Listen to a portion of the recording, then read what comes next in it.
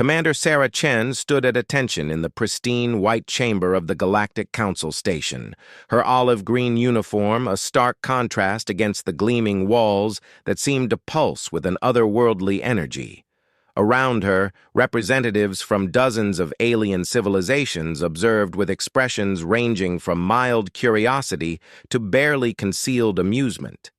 The air hummed with translation devices working overtime to convert the cacophony of alien languages into something resembling universal communication.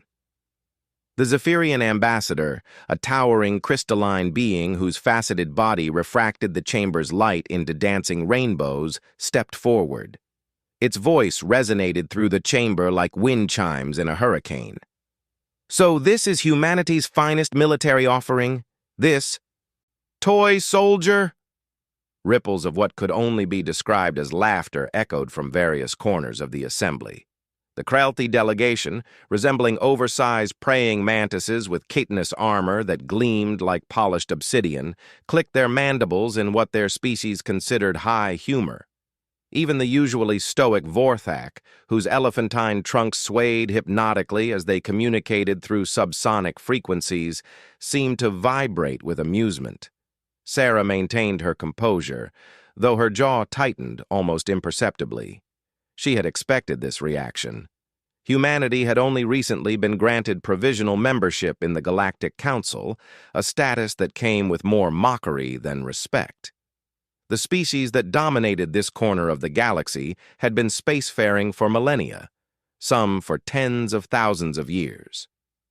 They possessed technology that could reshape planets, weapons that could crack moons, and shields that could deflect the fury of dying stars. And here stood Earth, barely 3 centuries into their space age, offering what amounted to highly trained infantry as their contribution to the Council's military forces. "With all due respect, honored representatives," Sarah began, her voice carrying clearly through the chamber despite its vastness. "Appearances can be deceiving." The Nexari ambassador, a being that seemed to exist partially in this dimension and partially elsewhere, its form shifting like smoke-given substance, spoke in harmonics that made reality itself seem to bend. "Young species, your people fight with projectile weapons and chemical explosives. Our battle mechs stand 50 meters tall and carry plasma cannons that can vaporize your entire military in moments. What possible contribution could your Green Berets make to a galactic conflict?" Sarah had prepared for this question during the long journey from Earth. The file in her mind contained detailed analyses of every major galactic conflict from the past 1,000 years. What she had discovered was both fascinating and disturbing. Despite their technological superiority, the Council's military forces had grown complacent. They relied entirely on overwhelming firepower and advanced shielding. Their tactics had become predictable, their strategies formulaic. "Honored representatives," Sarah continued, "I propose a demonstration. Select any military installation within this system. Give my team 48 hours.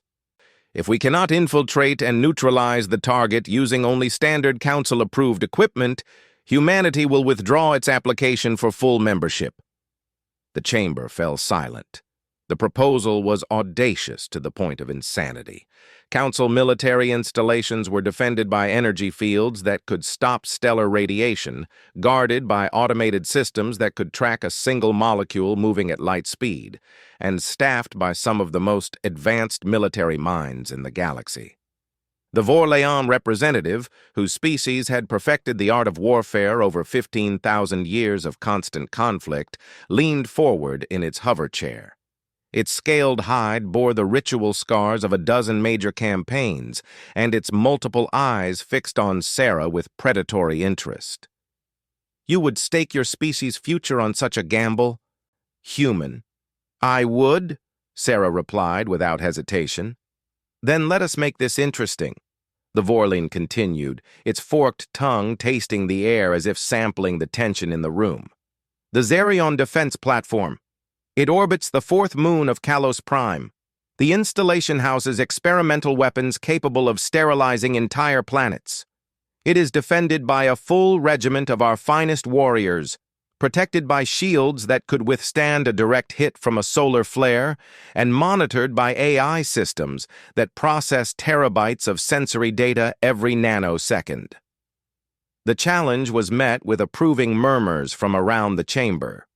The Xerion platform was considered absolutely impregnable. It had never been successfully infiltrated, not even during war games involving the Council's most elite special forces. Furthermore, the Zephyrian ambassador added, its crystalline form chiming with each word, "Your team will be limited to equipment available to Standard Council infantry. No human-specific gear, no Earth-origin weapons or tools." Sarah nodded. "Acceptable.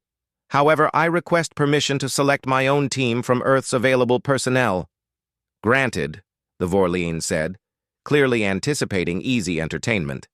"How many warriors will you require for this suicide mission?" 12.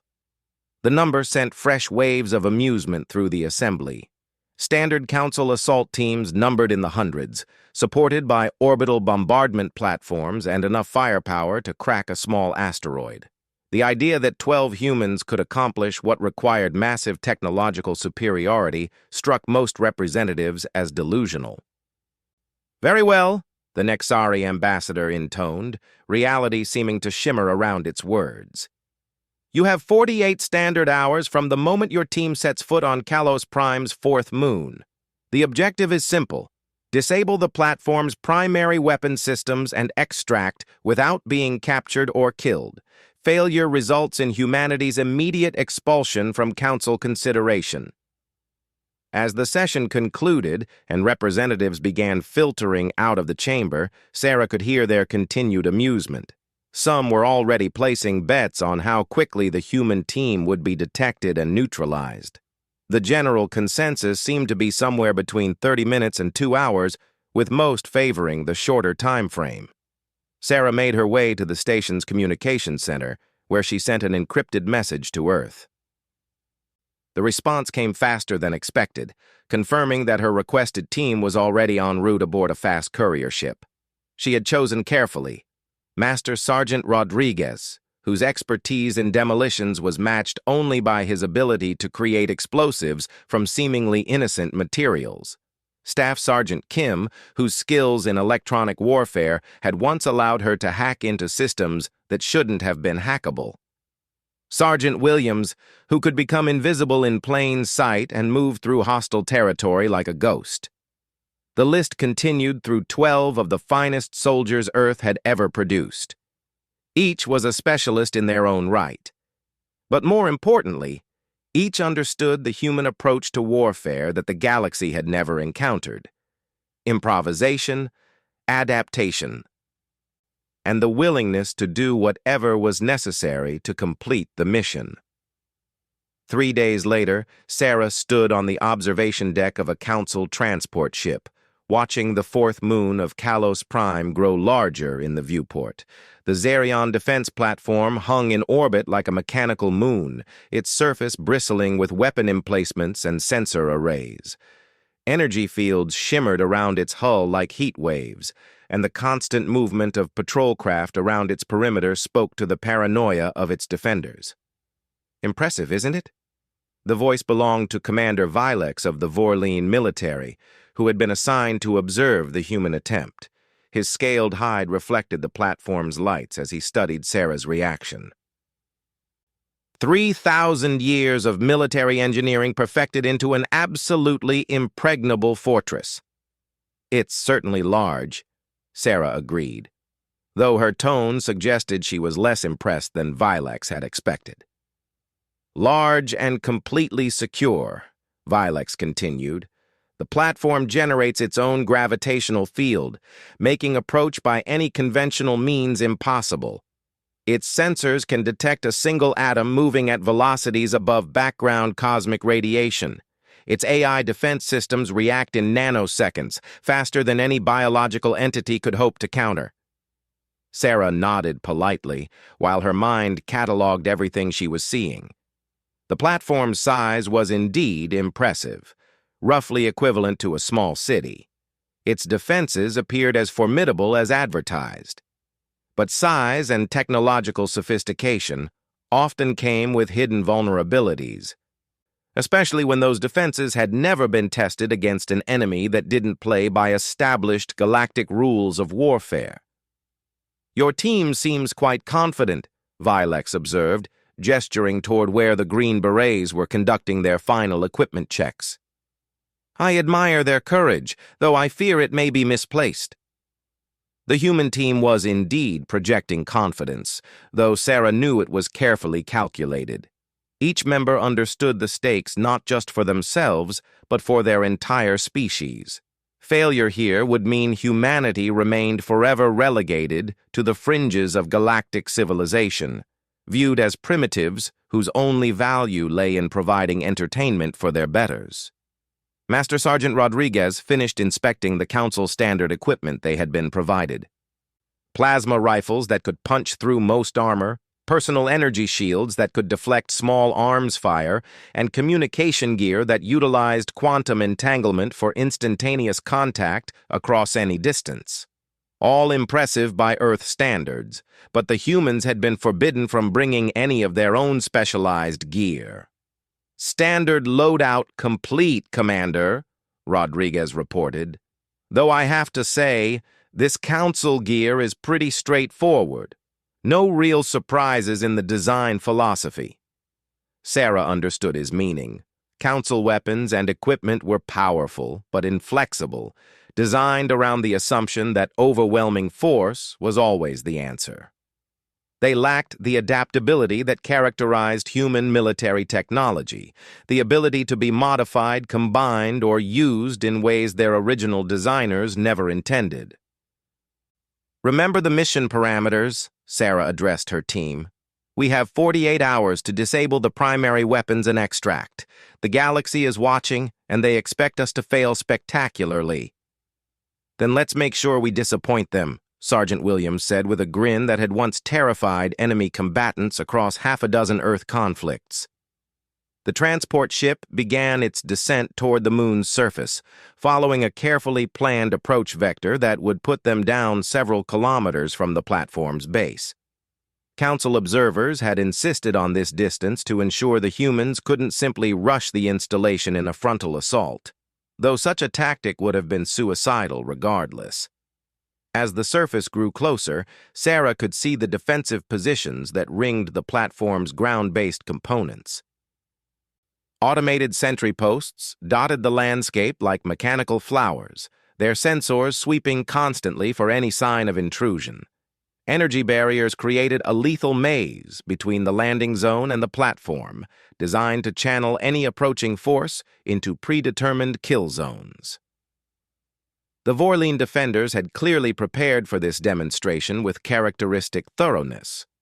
Intelligence reports suggested they had tripled the normal garrison and brought in experimental detection equipment specifically to ensure no human trickery could succeed. "Beginning final approach," the transport's pilot announced. "Touchdown in 30 seconds. Sarah felt the familiar pre-mission calm settling over her mind, the state of focused awareness that had served her through dozens of dangerous operations on Earth. Around her, the Green Berets performed final equipment checks with the practiced efficiency of professionals who had done this countless times before. "Remember," she said as the transport touched down with barely a whisper of sound, "we're not just representing our unit or even our planet. Every choice we make in the next 48 hours will determine how the galaxy sees humanity for generations to come." The team disembarked onto the moon's surface under the harsh glare of multiple suns. The atmosphere was thin but breathable, and the gravity slightly less than Earth normal. In the distance, the Xerian platform rose like a technological mountain, its surface gleaming with energy and threat. "Sensors are already tracking us," Staff Sergeant Kim reported, studying her handheld scanner. "Multiple frequencies, some I don't even recognize. They definitely know we're here." "Good," Sarah said, shouldering her rifle. "Let them watch. The more attention they pay to the obvious, the less they'll notice everything else." As the team began moving across the moon's barren landscape, following a route that would take them through the densest concentration of defensive positions, Sarah allowed herself a small smile. The Galactic Council expected humans to behave like every other species they had encountered, predictably, logically, according to established military doctrine. They were about to learn that humanity's greatest weapon had never been technology or firepower. It was the ability to think outside the box, to find solutions that no sane military mind would consider, and to turn weaknesses into strengths through pure audacity. The countdown had begun, and the galaxy was watching. Time to show them what humans could do when their backs were against the wall. 18 hours into the mission, the Vorleen Command Center buzzed with confused activity. Commander Vilex studied the holographic displays showing the moon's surface, his multiple eyes tracking dozens of sensor readings that made increasingly little sense. The human team had been detected, tracked, and monitored since the moment they set foot on the surface. Every step they took was recorded, every conversation intercepted, every tactical movement analyzed. And yet something was fundamentally wrong with the picture emerging from their surveillance. "Report," Vilex ordered, his scaled hide rippling with agitation. "The humans continue moving toward Sector 7, his aide reported, manipulating the holographic display to highlight the team's projected path. They appear to be following standard infiltration doctrine, using natural cover to minimize exposure while advancing on the eastern defensive perimeter." "Appear to be?" Vilex repeated, tasting the uncertainty in those words. "What troubles you about their approach?" The aide's trunk swayed nervously, a gesture Vilex had learned to recognize over years of joint operations with various species. "Sir, their route is inefficient. A Terran military manual would classify their approach as textbook, but it's leading them directly into our most heavily defended kill zone. Sensors show they're aware of our defensive positions, yet they continue advancing as if they intend to walk straight into our trap." Vilex studied the tactical display more carefully. The humans were indeed following what appeared to be a standard infiltration pattern, moving from cover to cover, avoiding open ground, and maintaining proper spacing between team members. It was exactly what military doctrine would suggest for an assault on a fortified position, which made it deeply suspicious. "Expand the sensor net," Vilex ordered. "I want coverage of every square meter within 50 kilometers of the platform. If these humans are planning something clever, I want to know about it." What Vilex couldn't know was that at that precise moment, Sarah Chen was crouched behind a formation of crystalline rocks, nearly 30 kilometers from her team's apparent position. While Council sensors tracked what appeared to be the complete human infiltration team, the real Green Berets had scattered across the moon's surface in a pattern that would have seemed completely random to any observer familiar with conventional military tactics. The team moving toward Sector 7 consisted of sophisticated holographic projections generated by modified Council communication equipment. Staff Sergeant Kim had needed less than 6 hours to reverse engineer the quantum entanglement communicators and reconfigure them into portable hologram generators. The modifications were so subtle that the devices still passed every security scan while projecting false signatures that perfectly mimicked human life signs. "Phantom Team is maintaining course and speed," Kim whispered into her throat microphone, her voice transmitted through quantum encryption that made interception impossible. "Council sensors are tracking the decoys perfectly." Sarah smiled grimly as she studied the real target through her modified scanner. While the Council's attention remained focused on the obvious approach, she had identified the platform's true vulnerability, its absolute confidence in its own security measures. "Rodriguez, what's your assessment of the platform's power grid?" she asked. Master Sergeant Rodriguez was positioned nearly 20 kilometers away, concealed within what appeared to be a natural crater, but was actually the remnants of an ancient impact site. His enhanced scanner was analyzing the energy patterns flowing through the platform's systems, looking for the kind of structural weaknesses that only came from understanding how things actually worked rather than how they were supposed to work. "It's impressive," Rodriguez admitted. "They're drawing power from 3 different sources: geothermal taps into the moon's core, solar collectors that track the primary star, and what looks like a zero-point energy generator. Any one of those systems could power the entire platform independently." "But," Sarah prompted, "but they're all feeding into a single distribution network. Classic over-engineering. They built redundancy into the power generation, but created a single point of failure in the distribution system. Take out the primary routing station, and all that beautiful redundancy becomes worthless." Sarah's scanner had been modified by combining components from 3 different pieces of council equipment in ways that violated every safety protocol in the manual. The result was a device that could penetrate shielding the designers never expected it to encounter, revealing details about the platform's construction that even the Vorleans might not fully understand. "The routing station is buried beneath 50 meters of reinforced armor plating," she observed. "Accessing it would require heavy demolitions or specialized cutting tools." "Or creativity," Rodriguez replied. "I've been analyzing the maintenance schedules Kim pulled from their communication intercepts. The automated systems perform routine maintenance on the power grid every 72 hours. During maintenance cycles, the armor plating retracts to allow service drones access to critical components." "When's the next maintenance cycle?" 6 hours from now." Sarah processed this information while studying the tactical situation. The Phantom team would reach the eastern perimeter in approximately 4 hours, at which point the deception would likely be discovered.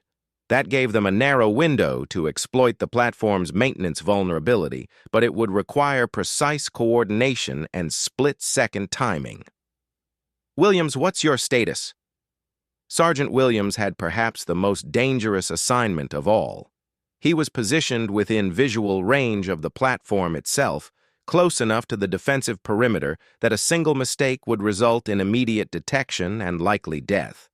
His specialty was reconnaissance and infiltration, skills that had made him legendary among Earth's special forces. "I count approximately 300 active defenders," Williams reported, his voice barely above a whisper. "Mixed Vorleen and Craelty units, with automated systems providing overwatch. They're running standard patrol patterns, rotating shifts every 8 hours. Any sign they suspect the deception?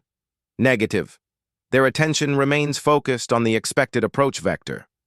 I'm seeing increased activity in the eastern defensive sectors, with additional units being moved to reinforce the kill zones your Phantom team is approaching." Sarah allowed herself a moment of satisfaction. The Council's military doctrine was proving as predictable as she had hoped.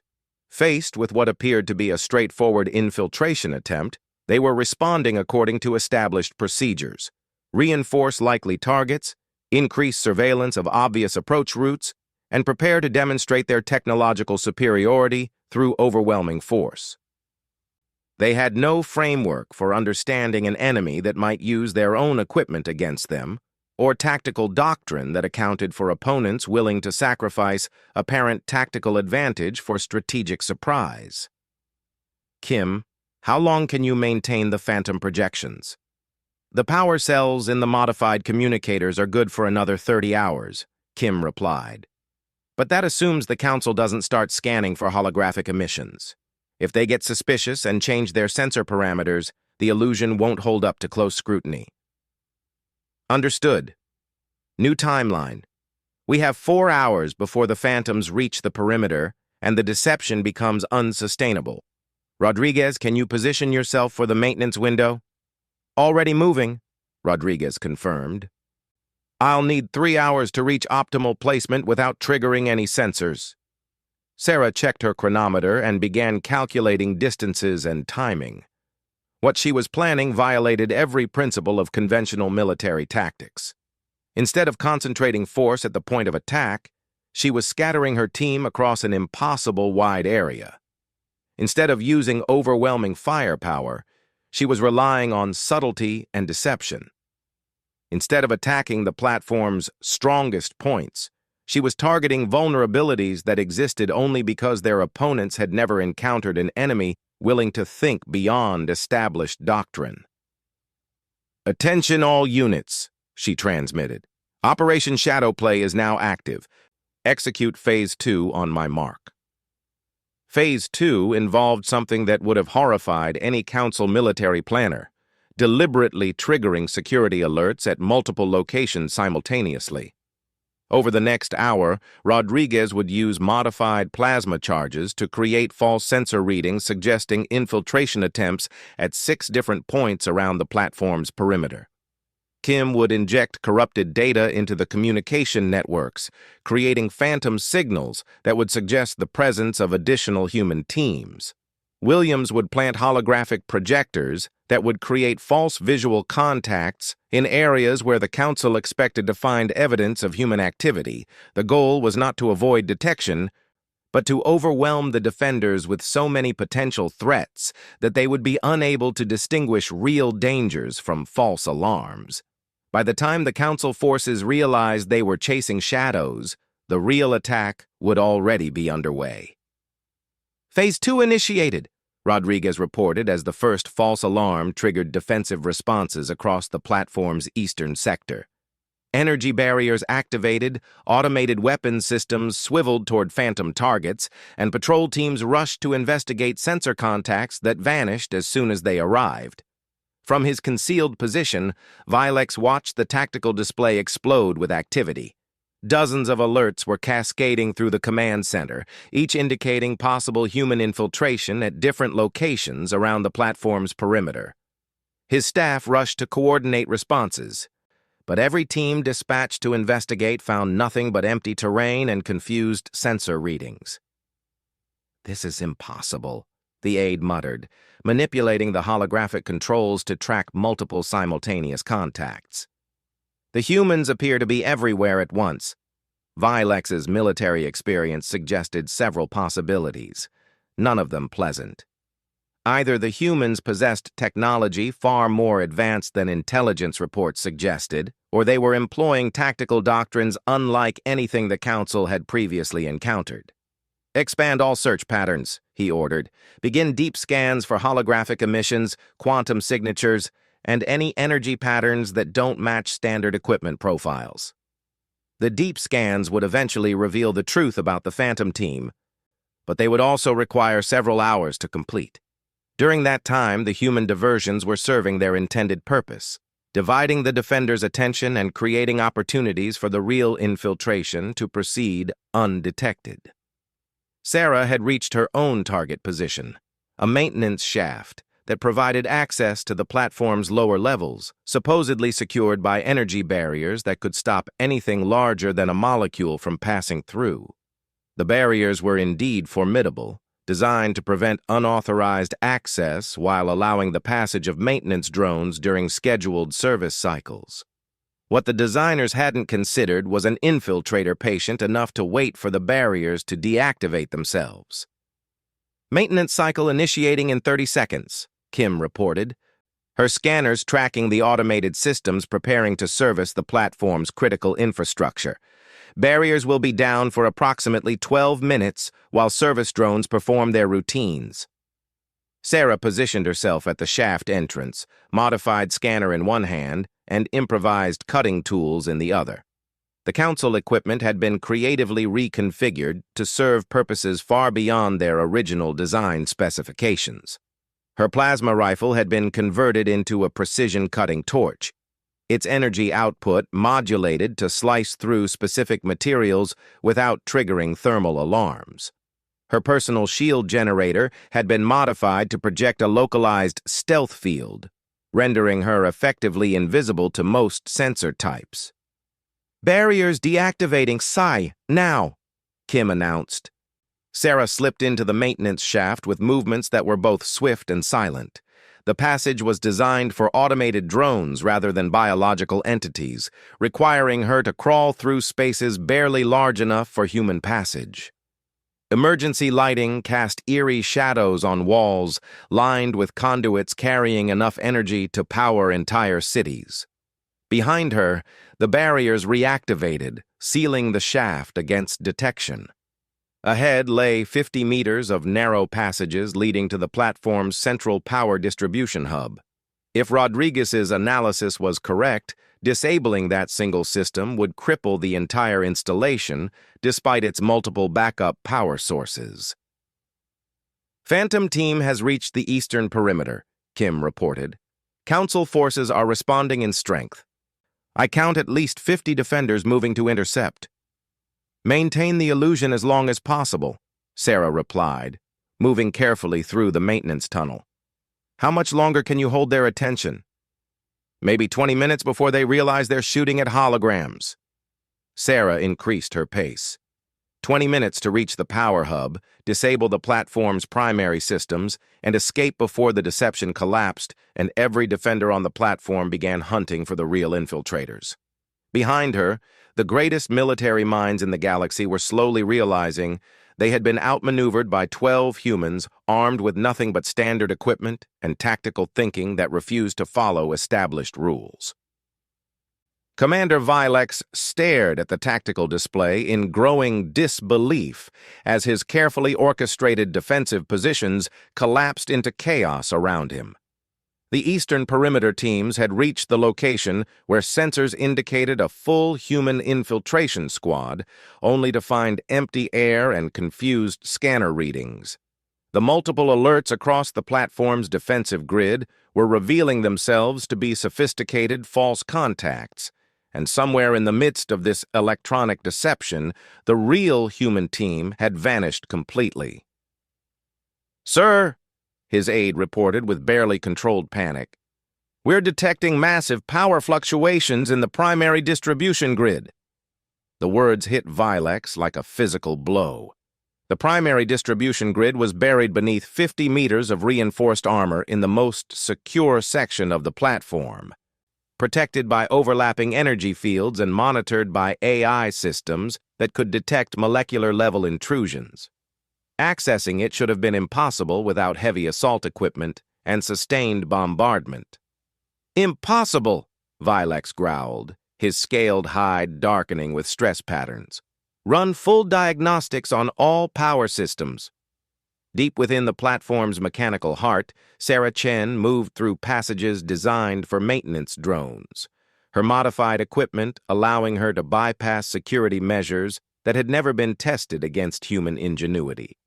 The power distribution hub lay just ahead, a cathedral-like chamber filled with energy conduits thick as tree trunks and control systems that regulated the flow of power throughout the massive installation. She paused at the chamber's entrance, studying the security measures through her enhanced scanner.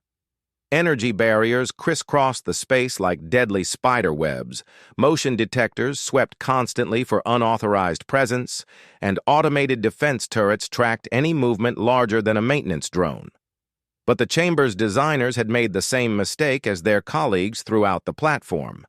They had assumed their opponents would think and act according to established military doctrine. "Rodriguez, confirm the power routing protocols," Sarah whispered into her communication device. "Confirmed," Rodriguez replied from his distant position.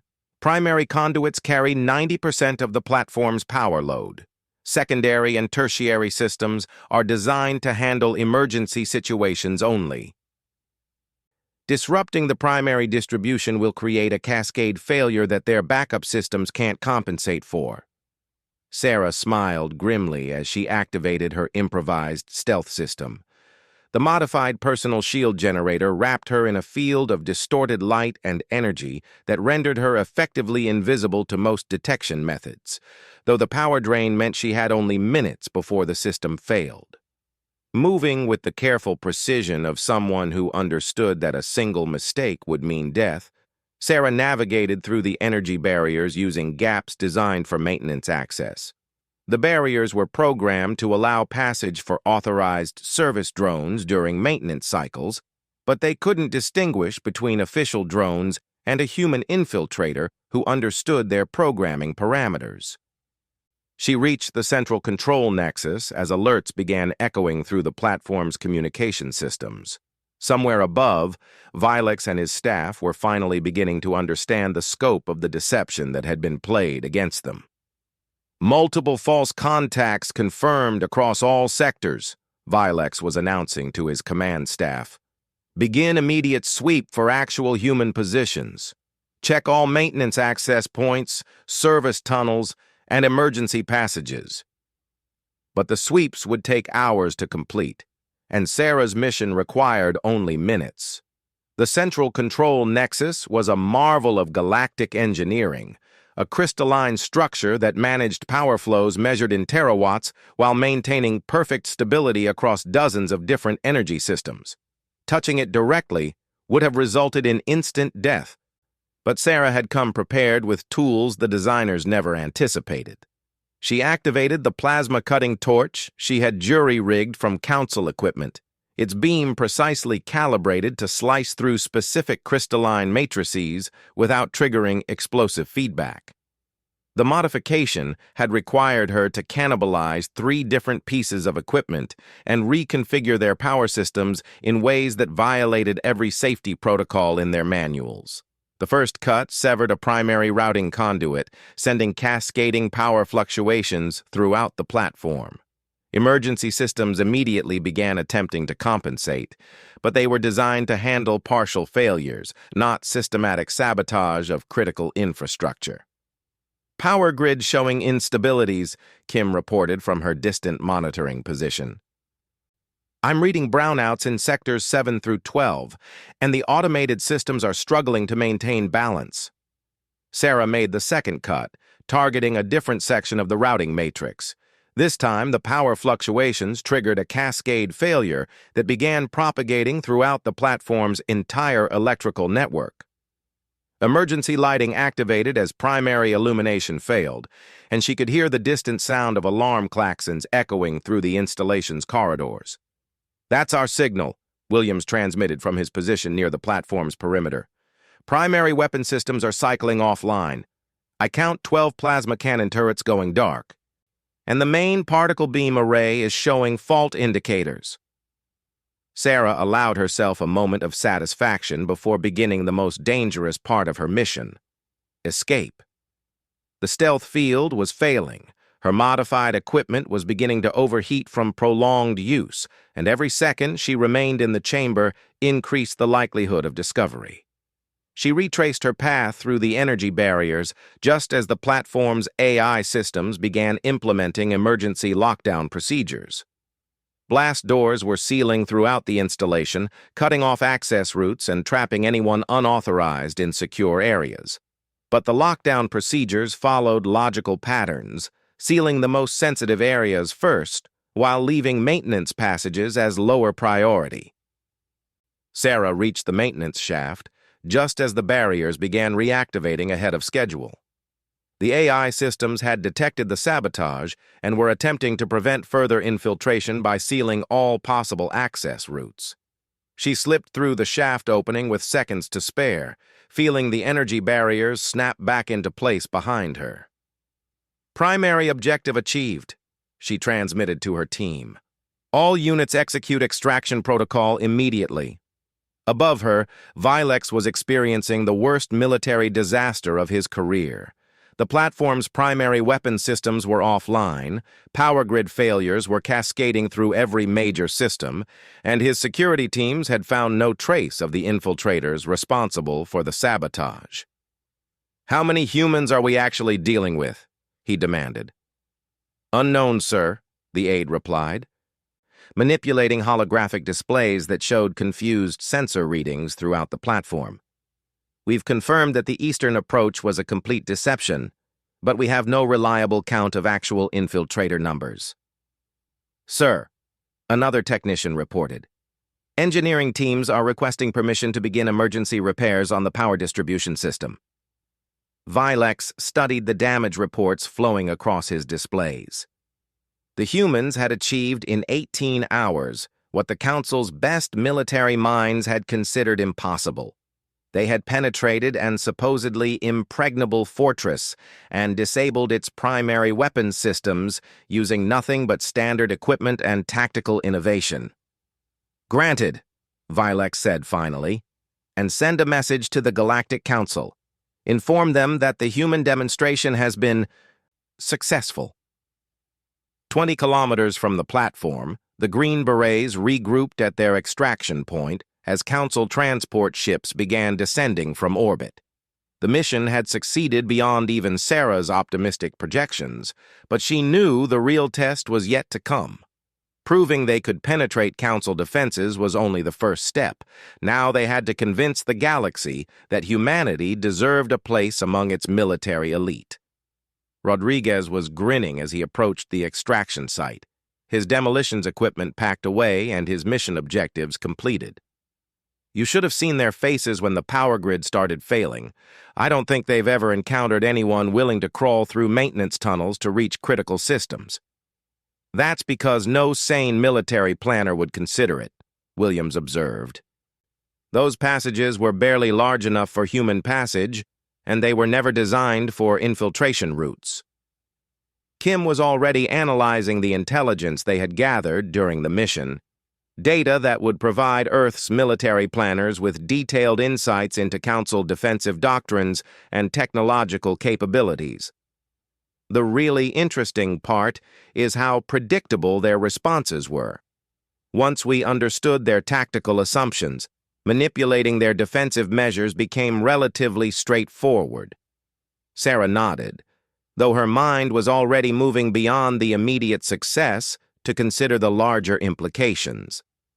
The Council species had achieved remarkable technological advancement, but their military thinking had become rigid and formulaic.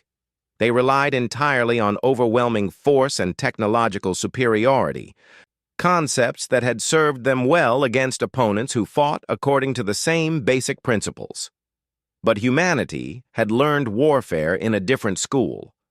Earth's history was filled with conflicts where technological inferiority had been overcome through tactical innovation, strategic thinking, and pure audacity. The species that now dominated the galaxy had never encountered opponents willing to think outside the established parameters of military doctrine. "Commander Chen," the voice belonged to the Council observer who had accompanied the extraction team. "I am instructed to convey the Galactic Council's compliments on your team's performance. The Xerion platform's commanding officer has confirmed that primary weapon systems were successfully disabled and that infiltration was achieved through means he describes as unprecedented in Council military experience." "Thank you," Sarah replied diplomatically, though she could see the mixture of respect and unease in the alien observer's expression. "There is, however, a question regarding your methods. Several pieces of equipment were modified in ways that violated standard safety protocols. While this was not explicitly forbidden by the mission parameters, the Council is curious about humanity's approach to creative problem-solving." Sarah chose her words carefully. "Humans have a saying, 'Necessity is the mother of invention.'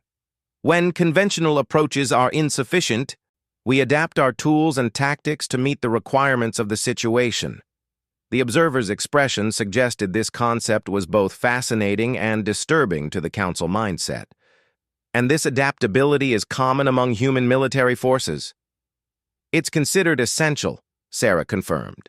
"Our doctrine emphasizes flexibility, innovation, and the ability to turn apparent disadvantages into tactical advantages." As the transport ship lifted off from the moon's surface, Sarah watched the Xerion platform receding in the distance. Emergency repair teams were already working to restore its damaged systems, but the psychological impact of the successful infiltration would resonate far longer than any physical damage. The Galactic Council had asked for a demonstration of human military capability, and they had received one. But the real message went beyond tactical skills or technological adaptability. Humanity had announced its presence as a species that wouldn't be confined by the galaxy's existing assumptions about warfare, technology, or the limitations of primitive civilizations. 3 days later, Sarah stood once again in the pristine white chamber of the Galactic Council Station. But this time, the alien representatives observed her with expressions ranging from respectful attention to barely concealed concern. The laughter and amusement that had greeted humanity's initial proposal had been replaced by a silence that spoke volumes about the shift in galactic perceptions. The Zephyrian ambassador spoke first, its crystalline form refracting light in patterns that seemed more subdued than before. Commander Chen, your team's performance has prompted extensive discussion among council members. The infiltration of the Zerion platform was achieved through methods that none of our military analysts had considered possible. Sometimes the best solutions are the simplest ones, Sarah replied. We identified vulnerabilities that existed not in the technology itself, but in the assumptions underlying its deployment. The Vorlane representative leaned forward, its multiple eyes fixed on Sarah with an expression she couldn't quite read. Your species appears to approach warfare from a perspective unlike any we have encountered. This raises questions about how human forces might be integrated into Council military operations. Sarah had anticipated this concern. The galaxy's military forces operated according to established hierarchies and standardized doctrines developed over thousands of years. Introducing soldiers who ignored conventional wisdom and improvised solutions on the battlefield would require significant adjustments to existing command structures. Humans work best when given clear objectives and the freedom to achieve them through whatever means prove most effective, she explained. We understand the value of coordination with allied forces, but our greatest strength lies in our ability to adapt to unexpected situations and find solutions that others might not consider. The Nexari ambassador's form shifted as it spoke, reality bending around its words in ways that made the air itself seem uncertain. The Council recognizes that humanity brings unique capabilities to our collective defense. However, there are concerns about the unpredictability of human tactical approaches. With respect, Sarah said, unpredictability is often an advantage in military operations. Enemies who can't anticipate your actions have difficulty developing effective countermeasures. The chamber fell silent as representatives considered this perspective. For species that had fought wars according to established protocols for millennia, the idea of deliberate tactical unpredictability was both intriguing and unsettling. Finally, the Vorlean representative spoke. The Council has reached a decision regarding humanity's application for full membership. Your species will be granted full military status, with the right to contribute forces to Council operations and participate in strategic planning. Sarah felt a surge of satisfaction, but the Vorlean's expression suggested there was more to the announcement. However, the representative continued, human forces will initially be assigned to special operations roles rather than conventional military units. Your unique approaches to problem-solving appear best suited for situations where standard doctrine has proven insufficient. The decision was both a victory and a recognition of humanity's place in the galactic order. Earth's soldiers would be accepted as equals, but they would serve as the Council's specialists in impossible missions and desperate situations. It was a role that suited humanity's military heritage perfectly. On behalf of Earth, I accept these terms, Sarah said formally. As the session concluded and representatives began dispersing, Sarah caught fragments of conversations in various alien languages. The words were translated by universal communication devices, but the underlying sentiments were clear. Humanity had earned its place in the galaxy not through technological superiority or overwhelming force, but through the simple willingness to think differently about problems that others considered unsolvable. 6 months later, reports began filtering through Council communication networks about human special forces achieving seemingly impossible objectives across the galaxy. A team of Green Berets had infiltrated a pirate stronghold, considered absolutely impregnable, and rescued hostages using nothing but standard equipment and tactical innovation. Marine Force recon units had disabled a terrorist network by exploiting vulnerabilities in the enemy's communication systems that no one had thought to examine. Navy SEALs had sabotaged a rebel weapons facility by convincing the automated defense systems that they were authorized maintenance personnel. Each success reinforced the growing understanding that humanity had brought something new to galactic warfare, the recognition that every system, no matter how sophisticated, contained weaknesses that could be exploited by minds willing to think beyond conventional parameters. The galaxy had laughed at humanity's toy army, but they weren't laughing anymore. Earth's soldiers had proven that technology alone didn't determine military superiority, and that sometimes the most effective weapon was simply the willingness to approach problems from angles that no one else had considered. In the end, humanity's greatest contribution to galactic civilization wasn't advanced technology or overwhelming firepower.